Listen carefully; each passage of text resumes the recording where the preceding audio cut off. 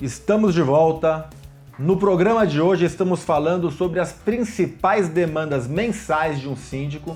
Se você não assistiu o primeiro bloco, volte e assista, porque já falamos e abordamos muitos pontos interessantes. E agora vamos dar continuidade com os nossos dois síndicos, o Alexandre Barbosa e o Leonardo Cropanizo. Bom, antes disso, nos ajude a disseminar a informação de qualidade e a qualificar o nosso segmento. Curta o nosso programa, dê seu like, metralhe de like.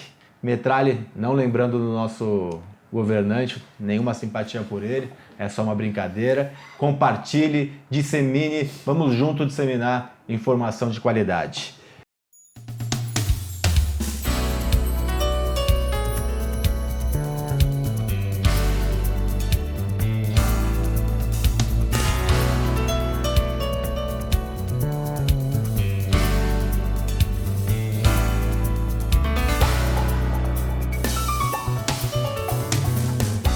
Alexandre, temos momentos, o condomínio não é uma linha reta, né? De forma nenhuma. Ele pode ser mais ou menos um gráfico de batidas cardíacas, onde ele tem subidas e descidas de demanda. Como é que a gente lida, quais são essas demandas sazonais previstas, né? E como que a gente lida com o excesso dessas demandas, com excesso de demanda? Em alguns momentos, né? Bem, em cada uma das camadas que a gente administra tem algumas sazonalidades, né?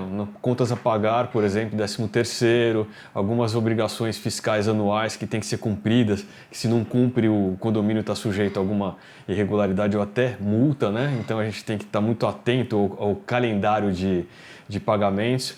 A questão de manutenção é muito sensível, né? Principalmente quando você diz respeito a equipamentos que tem risco, por exemplo, tubulação de gás, elevador, que é um item não só de conforto, de conveniência, mas também de segurança, né? Então tem que estar muito atento à manutenção dos elevadores, por exemplo. Então é um tipo de item que você tem que estar atento primeiro na prevenção, na manutenção para evitar que aconteça, e quando acontece algum problema você tem que agir rapidamente. Você não pode deixar, por exemplo, um morador preso dentro do elevador, né? Ou um carro parado, o carro a gente chama elevador, né? No jargão aí das empresas do ramo, parado aí 3, 4 dias sem mobilidade, né? Então isso é um item muito crítico. Quando acontece a gente tem que paralisar tudo e tomar todas as medidas necessárias, né? Aconteceu, por exemplo, comigo uma situação de vazamento de gás, que não é uma coisa tão rara de acontecer, e na ocasião que isso aconteceu foi no meio de um feriado, eu precisei me deslocar rapidamente para o condomínio. E nele eu acabei permanecendo quase que um feriado inteiro junto com a Comgás e uma empresa de engenharia que precisou atuar para restabelecer a segurança. Você trouxe aqui dois assuntos agregados. Um é a demanda, excesso de demanda por eventualidade, né? Isso. E outro já entrando no assunto seguinte, que são demandas perigosas, né? Porque você está falando do gás ou do elevador. Poxa, o que a gente teve de morte nos últimos 5 anos por vazamento de gás é uma coisa absurda, né? Então, exatamente, tem que tomar muito cuidado. Leonardo, você quer falar um pouco do excesso de demanda ou você já quer entrar na parte dos demandas perigosas? Posso falar dos dois. Bora! Bom, a parte de excesso de demandas, vou só mudar um pouco o que o Alexandre falou. Ele falou correto, as demandas do síndico são quase que infinitas, né? E a gente vê bastante excesso de demandas quando a gente assume um condomínio novo, principalmente os condomínios problemáticos, onde você tem uma grande expectativa dos moradores para que você resolva os problemas, solucione os problemas de forma rápida, né? E sem gerar altos custos. Então, nesses casos, você precisa fazer uma inspeção, um diagnóstico físico e financeiro quanto antes e estabelecer um plano diretor para seguir e priorizar as demandas para que os moradores vejam que não dá para você resolver todos os problemas de uma vez só, mesmo porque você tem a questão muitas vezes orçamentária, mas você consegue tratá-las assim ao longo do tempo.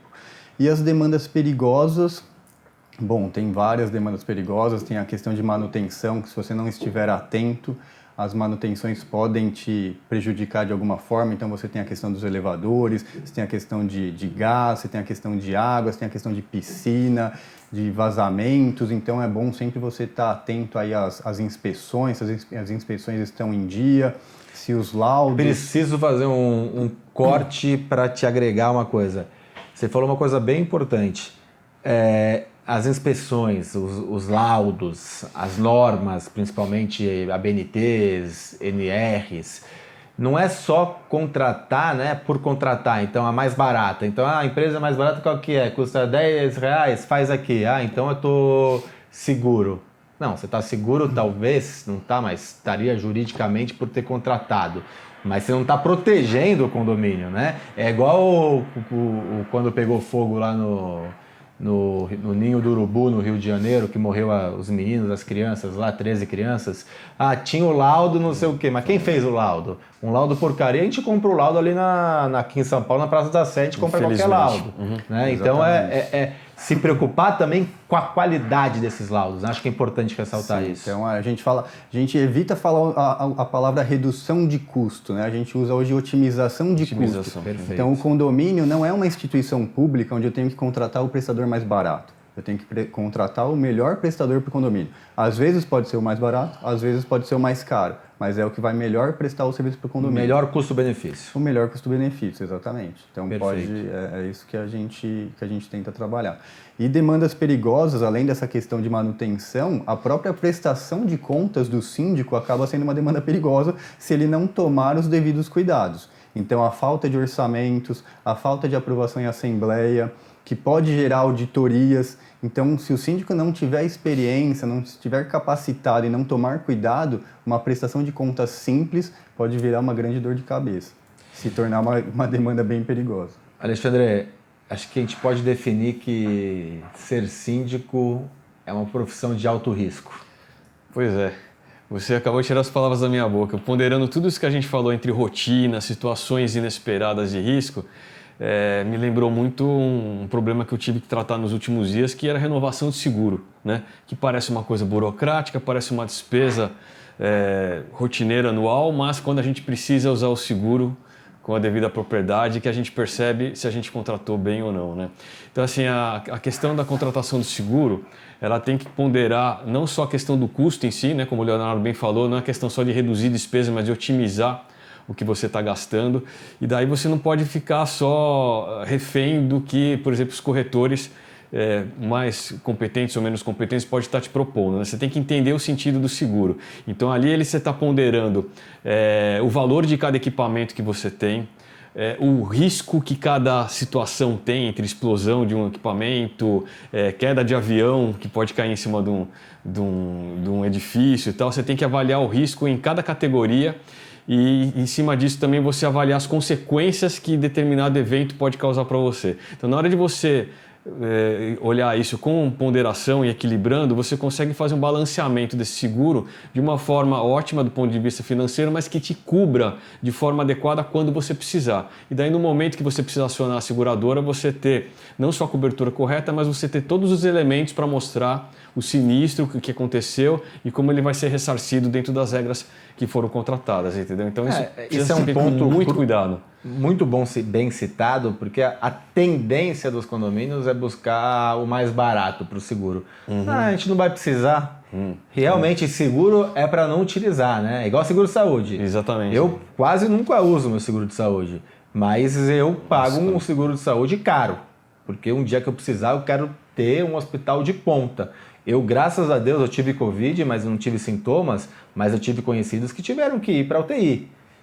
E aí você vê o nível de sobrevivência, fazendo uma analogia do que a gente está falando, o nível de sobrevivência de uma pessoa que foi entubada num hospital de qualidade inferior e o de qualidade superior, a diferença às vezes é de 80% a 90% de sobrevivência. Pondo isso no seguro, é a mesma coisa. Você tem um seguro, eu paguei, nossa, o Alexandre é um gênio, a gente pagava 12 mil de seguro, ele pagou 4, economizou 8 mil reais. Aí 8 mil no ano, que não dá nem R$1.000 por mês, né? Aí foi lá, na hora que Deus me livre acontecer alguma coisa, o seguro não cobre, ou cobre uma parcela mínima do que tem que ser feito. É um ponto bem então, citado. Dentro do jogo do equilíbrio, né, da rotina e da ponderação do imponderável, a gente também tem que ter esse elemento bem calçado para a gente não se prejudicar. Perfeito. Eu vou falar com vocês, eu quero, para finalizar, uma dica ou algumas dicas finais para quem está nos assistindo. Antes disso, eu vou chamar um quadro que é o Aplicando Advertência. A advertência de hoje vai para o síndico que não entendeu ainda que toda a responsabilidade do condomínio é dele. Você tem uma equipe terceirizada ou própria, você tem uma administradora contratada, você tem um escritório jurídico contratado, uma auditoria contratada, diversas possibilidades de assessoria ou de consultoria contratada, mas quem põe o nome ali, quem é o representante legal é o síndico. Então, a importância de você entender que a responsabilidade de tudo que acontece é sua, que você não pode transferir responsabilidades, você pode transferir, sim, tarefas, mas que você tem a obrigação de conhecer como deve ser executado para poder supervisionar, identificar possíveis problemas que esses prestadores ou que esses funcionários ou que esses terceirizados possam trazer para você, para o condomínio. Fique esse alerta que é muito importante. É sim o ideal que você transfira atribuições, que você transfira a parte operacional, porque você consegue sair e ficar na gestão, mas você precisa ter conhecimento e precisa ter controle e supervisão. Só assim você fugirá dos problemas e terá uma gestão realmente eficaz. Leonardo, primeiramente agradecer, prazer grande ter você aqui. Fique à vontade para suas considerações finais. Obrigado, Ricardo, pelo convite. Muito bom estar aqui, participar do programa, conhecer o Alexandre, conhecer outros síndicos. A minha dica é que os síndicos utilizem a tecnologia a seu favor. Tem bastante ferramenta onde eles conseguem fazer planejamentos, cronogramas. Essas ferramentas eles conseguem compartilhar com a equipe do condomínio, com o zelador, com o auxiliar administrativo, consegue compartilhar com o conselho e também fazer uma gestão, que eu sempre falo, uma gestão compartilhada, uma gestão participativa, que eu acho muito importante o compartilhamento na tomada de decisões. Então, assim como a tecnologia a gente pode utilizar para o nosso dia a dia, utilizar também bastante a questão da assembleia virtual. Hoje a gente tem muito síndico tem aquela visão de só uma assembleia por ano. Pessoal, hoje os condomínios têm que fazer 3, 4 assembleias por ano, as decisões têm que ser compartilhadas, a comunidade tem que tomar decisão, né? Então evite tomar decisão só você e o conselho, compartilhe com o restante da comunidade, que acho que isso é a forma de sucesso e de você conseguir ser reeleito no condomínio e conseguir mais condomínios. Muito obrigado. Valeu, Ricardo, obrigado. Alexandre Barbosa, você aqui já veio acho que umas 886 vezes no programa. Não chegou a isso, mas se Deus quiser vai chegar. Sempre muito boas participações, muito obrigado novamente e fique à vontade para sua consideração final. Eu que agradeço, Ricardo. Obrigado, Leonardo, pela companhia, também pela troca de ideias. É sempre um prazer estar aqui compartilhando conhecimento que a gente tem, principalmente aprendendo, né? A gente aprende muito com a troca de experiências. Uma dica que eu daria em complemento ao que o Leonardo falou é investir na equipe, né? Você ter uma equipe forte, principalmente o zelador, que tem que ser o teu braço direito, e investir muito em educação e treinamento, né? Quanto mais você orientar e der capacidade dele fazer treinamento, cursos, você aumenta a capacidade de entrega. E então você tem que ter ele com um braço direito, o teu braço de confiança para executar e entregar sem tirar a sua responsabilidade, obviamente, de síndico, né? E também trazer sempre o conselho para trabalhar junto com você, né? Acho que decisões tomadas em colegiado, né? Em discussão, em comum acordo com todos, não só legitimam o que você faz, mas também dão maior embasamento e maior consistência nas coisas que você faz. Então essa seria a minha principal dica. Muito obrigado. Muito obrigado. E você que está em casa, está gostando? Gosta da Conde TV? Gosta do Condomínio em Pauta? Já deu seu like? Já comentou? Já compartilhou? Vem com a gente. Eu encontro vocês semana que vem com mais um programa importante para a gestão do seu condomínio ou dos condomínios que você faz a administração. Até semana que vem.